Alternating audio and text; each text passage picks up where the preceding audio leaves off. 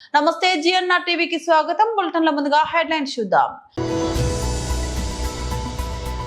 BRK Bhavan లో ప్రధాన ఎన్నికల అధికారిని కలిసి మీడియాతో మాట్లాడిన బీఆర్ఎస్ నాయకులు.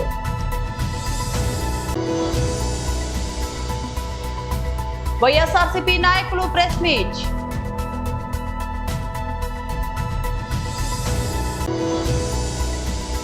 మిథున్ చక్రవర్తి సినిమా చేయమని అడిగితే భయపడ్డా, ఆయన హోటల్ కే వెళ్లలేదు నటి మీనా.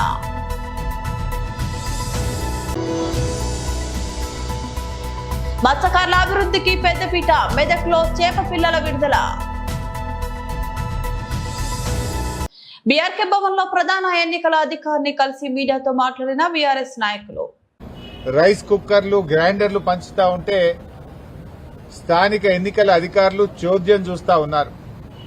ఈ విషయాన్ని ఈరోజు ఎన్నికల కమిషన్ కు అన్ని వీడియోలతో సహా, ఆధారాలతో సహా, ఫోటోగ్రాఫర్లతో సహా అన్ని కూడా వారికి అందించడం జరిగింది. తక్షణమే ఆయా అధికారులపైన చర్యలు తీసుకోవాలని చెప్పి కోరాం. ముఖ్యంగా కొంతమంది పోలీస్ అధికారులు, కొంతమంది ఎన్నికల నిర్వహణలో ఉన్న అధికారులు పూర్తిగా తొత్తులుగా మారిపోయి కళ్లు మూసుకొని వాళ్ళు ప్రవర్తిస్తా ఉన్నారు. మేము అక్కడి నుంచి సివిజిల్ యాప్ లో కంప్లైంట్ ఇచ్చాం, కొన్ని వీడియోలతో సహా కంప్లైంట్ ఇచ్చాం, రాతపూర్వకంగా కంప్లైంట్ ఇచ్చాం, వాట్సాప్ లో కూడా పోలీస్ అధికారులకు కంప్లైంట్లు పంపాం. కానీ వీళ్లు అక్కడికి వెళ్లకపోవడం, వెళ్లడానికంటే ముందే సమాచారం ఇచ్చి వీళ్లు లేటుగా ఆలస్యంగా వెళ్లే విధంగా ప్రవర్తిస్తా ఉన్నారు. సరే, ఎవరు ఎన్ని ప్రయత్నాలు చేసినా ఓటరు మనకంటే తెలివైనటువంటి వాడు. ఓటర్లు అన్ని గ్రహించగలుగుతున్నారు. నిజానిజాలు గ్రహించి ఓటర్లు తగిన రీతిలో తప్పకుండా బుద్ధి చెప్తారు. కానీ ఈ రకమైన వ్యవహారం జరుగుతూ ఉంటే ఎన్నికల కమిషన్ ఎందుకు చోద్యం చూస్తా ఉంది, ఎందుకు ఎన్నికల అధికారులు పట్టించుకోవడం లేదు, ఇవన్నీ విషయాలను కూడా ఈరోజు ఎలక్షన్ కమిషన్ దృష్టికి తీసుకువెళ్లాం. ముఖ్యంగా కొన్ని సెన్సిటివ్ బూత్స్ ను గుర్తించి అక్కడ పోలీస్ ఫోర్స్ సెంట్రల్ బలగాలు పెట్టండి, సిఆర్పీఎఫ్ బలగాలు పెట్టండి అని చెప్పి ఆయా పోలింగ్ స్టేషన్ల వారీగా వివరాలు కూడా ఎన్నికల కమిషన్ కు అందించాం. ముఖ్యంగా మహిళా పోలీస్ అధికారులను, ఆశా అంగన్వాడీ వర్కర్లను అక్కడ డెప్యూట్ చేసి లోపలికి వెళ్లేటువంటి ఓటర్ల ఐడెంటిటీ గుర్తించిన తర్వాతనే ఓటర్లను లోపలికి పంపాలి. అది ఎవరైనా సరే అందరినీ కూడా ఓటర్ ఐడెంటిటీని పోలింగ్ స్టేషన్ బయటనే గుర్తించాలి. వాళ్ళ ఓటర్ ఐడి కార్డు మ్యాచ్ అవుతుందా, ఫేస్ తో మ్యాచ్ అవుతుందా లేదా చూడాలి.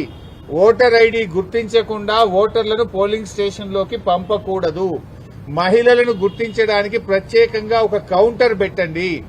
అదొక వాళ్లకు కంప్లీట్ ఒక రూమ్ లాంటిది ఏర్పాటు చేసి అక్కడ మహిళా ఆశా అంగన్వాడీ వర్కర్లు, మహిళా పోలీస్ అధికారులు ఉండి వారిని గుర్తించిన తర్వాతనే పోలింగ్ స్టేషన్ లోకి అనుమతించాలని వ్రాతపూర్వకంగా మేము కంప్లైంట్ ఇచ్చాం. మా దగ్గర స్పష్టమైనటువంటి వీడియో ఆధారాలు కూడా ఉంటే వారికి చూపించడం జరిగింది. ముఖ్యంగా ఫేక్ ఐడి కార్డులు ఇబ్బడి ముబ్బడిగా ఏ రకంగా ఫేక్ ఐడి కార్డులు తయారు చేశారో ఇప్పుడే వారికి సుదర్శన్ రెడ్డి గారికి, మన రాష్ట్ర ఎన్నికల అధికారికి ఈ వీడియో కూడా చూపించాం. మీరు కూడా ఈ వీడియో చూడొచ్చు. ఇక చూడండి, ఇన్ని ఫేక్ ఓటర్ ఐడి కార్డులు ఏ రకంగా వచ్చినాయి బయటకు. ఈ ఓటర్ ఐడి కార్డులు ఇన్ని కుప్పలు కుప్పలుగా బయట ఎట్లా వస్తా ఉన్నాయి. ఇదే కాకుండా ఇంకొక వీడియో కూడా ఉంది, ఫేక్ ఐడి కార్డుల వీడియో. అది కూడా వారి మొబైల్ కు పంపాం, వారికి చూపించాం. చూడండి, కుప్పలు కుప్పలు గుట్టలు గుట్టలుగా ఫేక్ ఐడి కార్డులు ఈ రోజు బయట ఉన్నాయి. ఈ గుట్టలు గుట్టలుగా ఫేక్ ఐడి కార్డులు ఏ రకంగా వచ్చినాయి, మరి ఎన్నికల అధికారులు పోలీసులు ఏం చేస్తా ఉన్నారు, ఈ ఆధారాలన్నీ వారికి చూపించాం. చూపించడమే కాదు, వారి మొబైల్ కూడా పంపాం. ఎలక్షన్ అబ్జర్వర్ ఇతర రాష్ట్రాల నుంచి వచ్చినటువంటి వైఎస్ఆర్సీపీ నాయకులు ప్రెస్ మీట్ నిర్వహించారు. 19 మంది మరణిస్తే జనరల్గా ప్రధాన ప్రతిపక్షం కానీ ప్రజాస్వామిక శక్తులు కానీ ఎవరైనా ప్రభుత్వాన్ని నిలదీస్తారు. ఇది ఎలా జరిగింది, దీని వెనక తప్పిదం ఎవరిది ఏంటి. అది జరిగిన వెంటనే ఇక్కడున్న ఒక డిఐజీ కోయ ప్రవీణ్, ఆయన గతంలో కూడా తనకి ఇష్టం వచ్చినట్టు మాట్లాడుతూ ఉన్నాడు. ఆ రోజు కూడా మాట్లాడాడు, దీంట్లో ఎవరు మద్యం తాగలేదు, ఆ స్కూటర్లో పోయిన వాళ్ళు కూడా మద్యం తాగలేదు, హోటల్లో భోంచేసి సుష్టుగా పోయినారు. అది కారణం కాదు ఈ బస్సు యాక్సిడెంట్కి అని. మరుసటి రోజు సీసీటీవీ ఫుటేజీలో మీడియా ప్రతిపక్ష పార్టీలు బయటపెట్టిన తర్వాత మళ్ళీ అదే ఎస్పీ గారు ప్రెస్ మీట్ పెట్టి దీనికి కారణం వాళ్ళు మద్యం సేవించి వెహికల్ నడిపారని కూడా ఆయన చెప్పడం జరిగింది. అదేవిధంగా ఈ సందర్భంలోనే ఒక అనుమానం, లక్ష్మీపురం దగ్గర బెల్ట్ షాప్ ఉంది. ఆ బెల్ట్ షాపులో కూడా ఆ టైంలో వేలగాని టైంలో కూడా మద్యం షాపులో కూడా మద్యం సేవించి వాళ్ళు తిరగడం వల్లనే ఆ స్కూటర్ యాక్సిడెంట్ అయింది. ఆ స్కూటర్ని వెహికల్ తోసుకుంటూ పోయి ప్రమాదానికి గురైందని ఇంకొక వర్షన్ సోషల్ మీడియాలో వచ్చింది, అలాగే ప్రధాన మీడియాలో అన్నింటిలో కూడా వచ్చింది. వస్తే ఇవి సోషల్ మీడియాలో పోస్టులు పెడితే, పత్రికల్లో వచ్చిన వార్తలను పోస్టులు పెడితే అసలు ఇది నిజంగా జరిగిందా లేదా, కల్తీ మద్యం సేవించారా లేదా అనేది క్వశ్చన్ మార్కులు పెట్టి ప్రశ్నిస్తే ఈ ప్రభుత్వాన్ని సమాధానం చెప్పాల్సిన ప్రభుత్వం సమాధానం చెప్పలేక ఇంకో విధానానికి ఈ రాష్ట్రంలో పూనుకుంటుంది. ఎవ్వరు జగన్ గారు ఇన్ని ప్రెస్ మీట్లు పెట్టారు, అన్నీ ఒక్కటి కూడా అన్నీ హేతుబద్ధతతోనే పెట్టాడు, అన్నీ సంఖ్యాపరంగానే పెట్టాడు, నీతిగా నిబద్ధతగా లెక్కలు చూపిస్తూనే మాట్లాడారు అన్ని ప్రెస్ మీట్లు. ఒక్క ప్రెస్ మీటుకు ఒక్క నాయకుడు కూడా ఇంతవరకు సమాధానం చెప్పలే. జగన్ గారికే మరి ఇట్లాంటి ఇన్సిడెంట్స్లో అసలు సమాధానాలు చెప్పకుండా పోలీసు వాళ్ళు ఏం చేస్తున్నారు, ప్రభుత్వం సమాధానాలు చెప్పాల్సింది పోయి ఇట్లా మన ప్రభుత్వం పైన విష ప్రచారం చేస్తున్నారు. కాబట్టి దీనికి సీనియర్ నటి మీనా తన కెరీర్ కు సంబంధించి పలు ఆసక్తికర విషయాలను ఓ ఇంటర్వ్యూలో పంచుకున్నారు. దక్షిణాదిలో స్టార్ హీరోయిన్ గా కొనసాగుతున్న సమయంలో బాలీవుడ్ నుంచి ఎన్నో అవకాశాలు వచ్చినా ఎందుకు చేయలేకపోయానో వివరించారు. ఈ సందర్భంగా బాలీవుడ్ దిగ్గజ నటుడు మిథున్ చక్రవర్తికి సంబంధించిన ఓ సంఘటనను గుర్తు చేసుకున్నారు.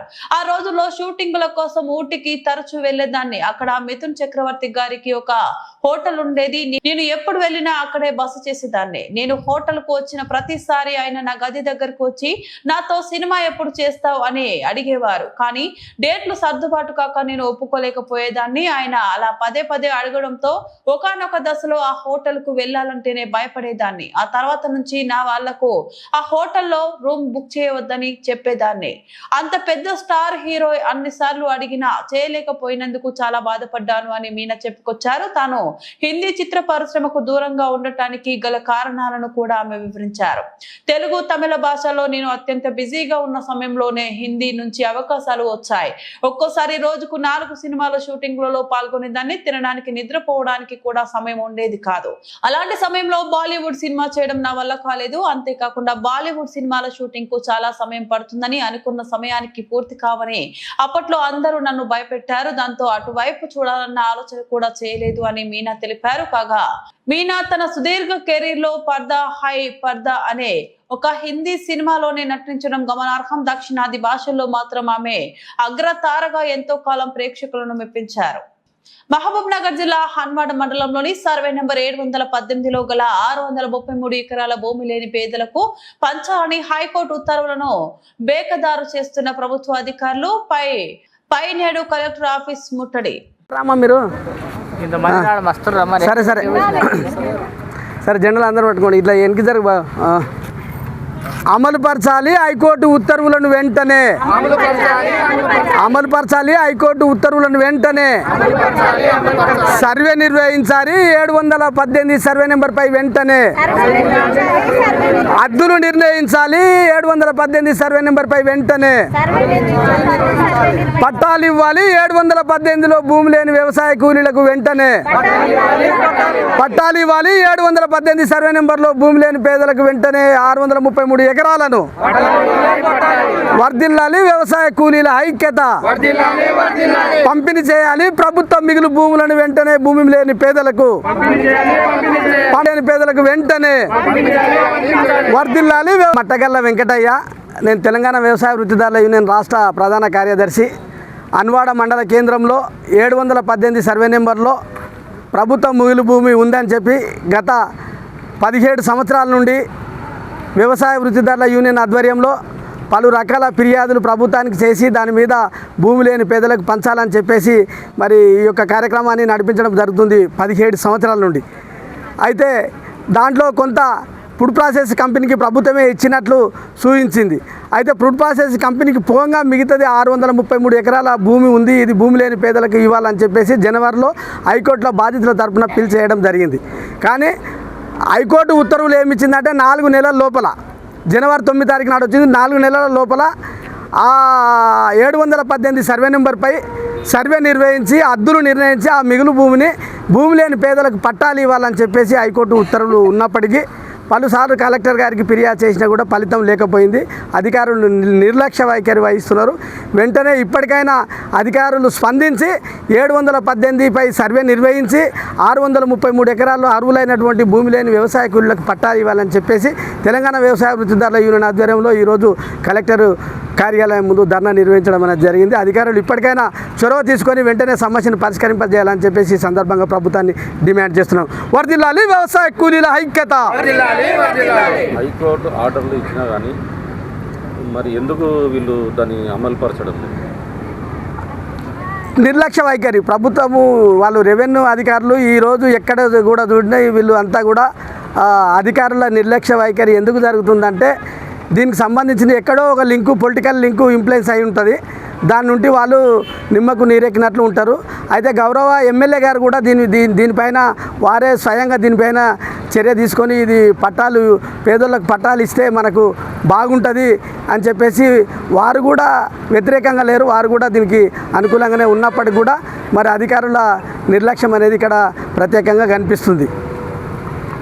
కీసర మండల కేంద్రంలో సొంత ఇల్లు లేని పేదలకు ప్రభుత్వం 100 గజాల స్థలం ఇవ్వాలని, గతంలో పట్టాలు ఇచ్చిన వారికి స్థలాలు కేటాయించాలని కీసర ఆర్డీఓ కార్యాలయం వద్ద ఆర్ కృష్ణయ్య ఆధ్వర్యంలో సుమారు 500 మంది ర్యాలీతో వచ్చి ఆర్డీఓ కార్యాలయం ఆవరణలో ధర్నా చేశారు. కీసర మండలంలో కాచువాన్ సింగారంలో సర్వే నెంబర్ 66లో ఇల్లు పట్టాలు ఇచ్చిన వారికి స్థలాలు కేటాయించకుండా అధికారులు ఇబ్బందులకు గురి చేస్తున్నారని అన్నారు.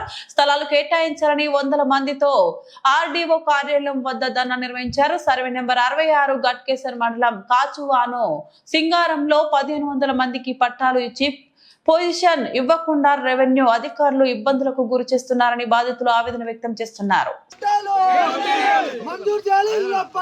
చెప్పి పెద్ద ఎత్తున భూ పోరాటాలు చేశాము.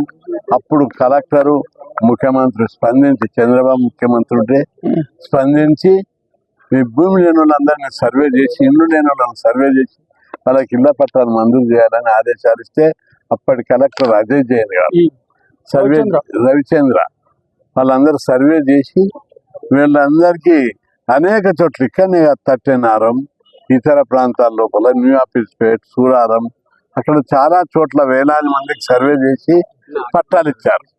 పట్టాలు ఇస్తే తట్టెనారంలో 2000 మందికి పట్టాలు ఇచ్చారు. వాళ్ళు ఇల్లు కూడా కట్టుకున్నారు.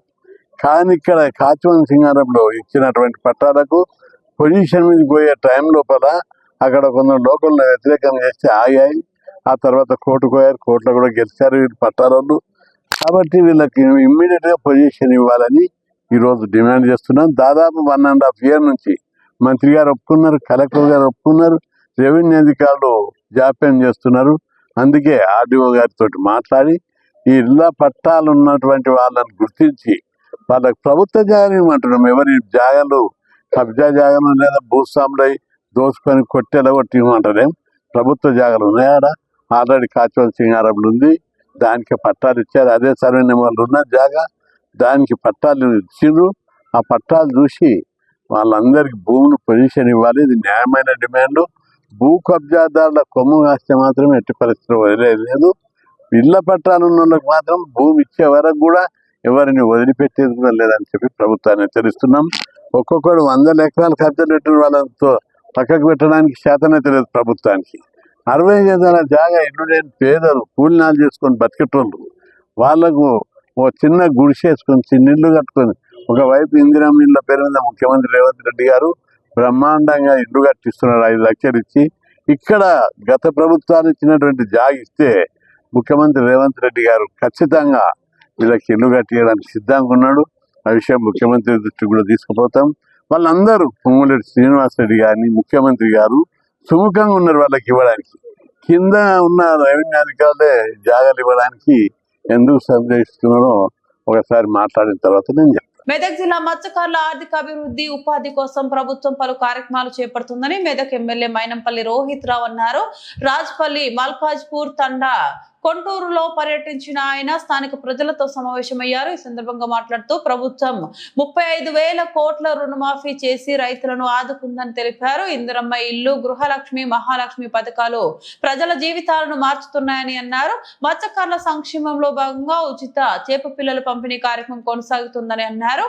మెదక్ మండలంలో కొంటూరు పెద్ద చెరువులో 1,84,500 చేప పిల్లలను ఆయన స్వయంగా విడుదల చేశారు. జిల్లా వ్యాప్తంగా 546 చెరువుల్లో 211 లక్షల చేప పిల్లలు 200 కోట్ల విలువతో పంపిణీ చేయనున్నట్లు ఎమ్మెల్యే వివరించారు. ప్రతి అర్హుడికి ఇందిరమ్మ ఇల్లు కట్టిపెడతామని, ప్రజల సంక్షేమమే ప్రభుత్వ లక్ష్యమని రోహిత్ రావు పేర్కొన్నారు.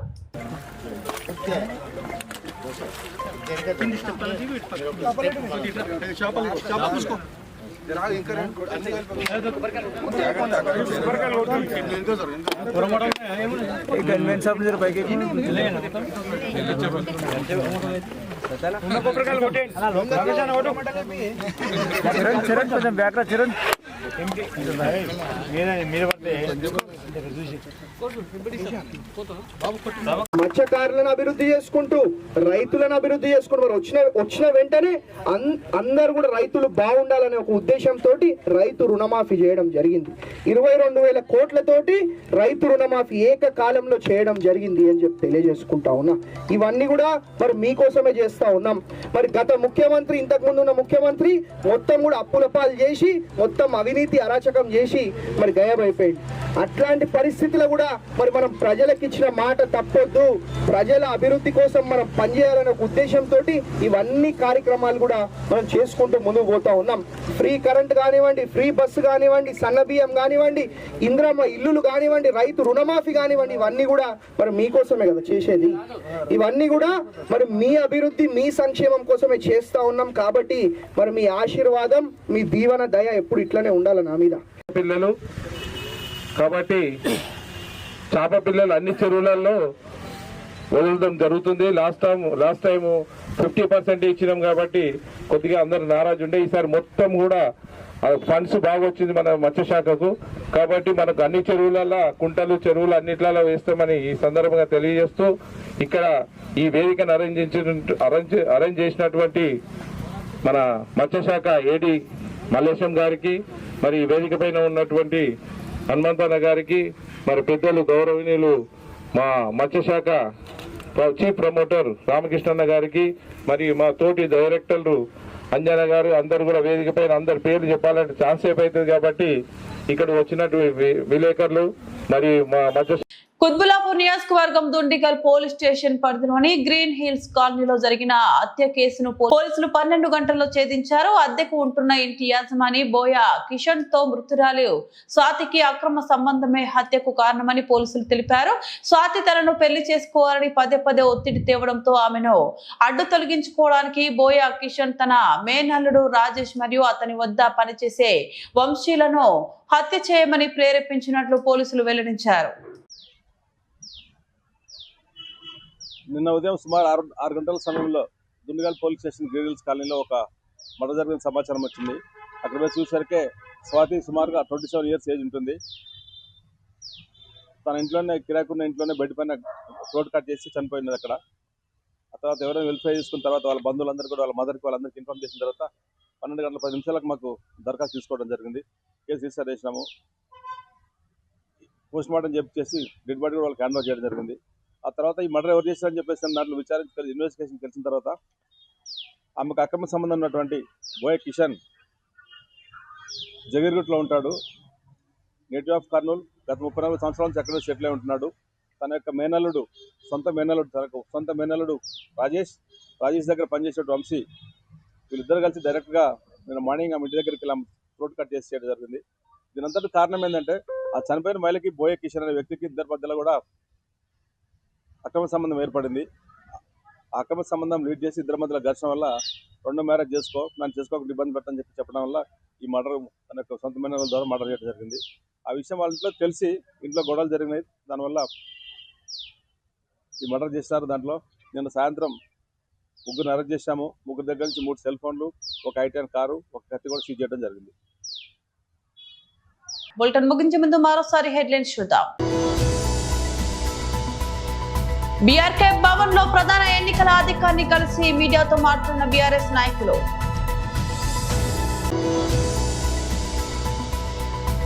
వైఎస్ఆర్సీపీ నాయకులు ప్రెస్ మీట్.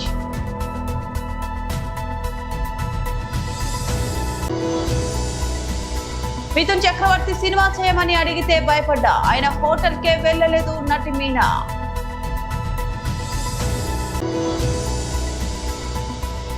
మత్స్యకారుల అభివృద్ధికి పెద్దపీట, మెదక్లో చేప పిల్లల విడుదల.